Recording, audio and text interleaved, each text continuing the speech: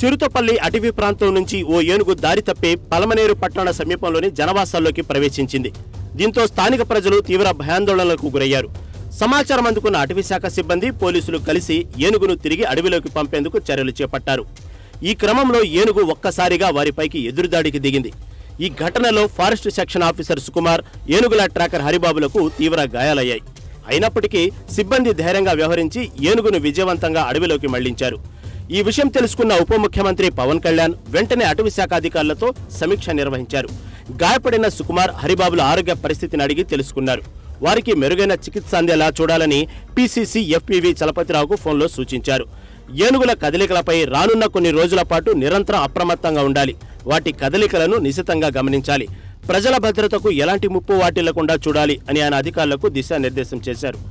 అవసరమైతే పరిస్థితిని అదుపులోకి తెచ్చేందుకు శిక్షణ పొందిన కుంకి ఏనుగులతో గస్తీ నిర్వహించాలని కూడా ఆయన సూచించారు.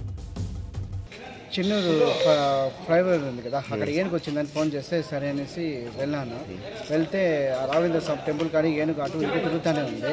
నేను వీళ్ళు ఫారెస్ట్ వాళ్ళు అందరూ ప్రయత్నం, నేను నా పాటికి నేను వీడియోలు తీసుకుంటాను. సార్లు ఏనుగుని అడవిలోకి మళ్ళీ ట్రై చేస్తా అన్నారు. పాత కీలపట్ల రోడ్డు ఉంది కదా, అడిగి పోయినప్పుడు కరెక్ట్గా నేను ఇంకా కొంతమంది పాస్ అయిపోయినాము. సార్ వచ్చే టైంకి ఏనుగు వచ్చేసింది.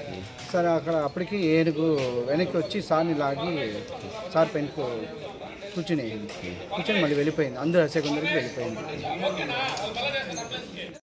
ఎవరైతే నడుస్తూ తెల్లవారితో వాకింగ్ చేస్తున్నారో వాళ్ళు తెలిపిన ఇన్ఫర్మేషన్ వరకు గంగావరం పోలీస్ స్టేషన్ సమీపంలో ఒక ఒంటరి ఏనుగు తిరుగుతుందని ఇన్ఫర్మేషన్ రాగా సుకుమార్ వెంటనే తన సిబ్బందితో టౌన్ సెక్షన్ ఆఫీసర్ బయలుదేరి అక్కడికి వెళ్ళడం, దాన్ని డ్రైవ్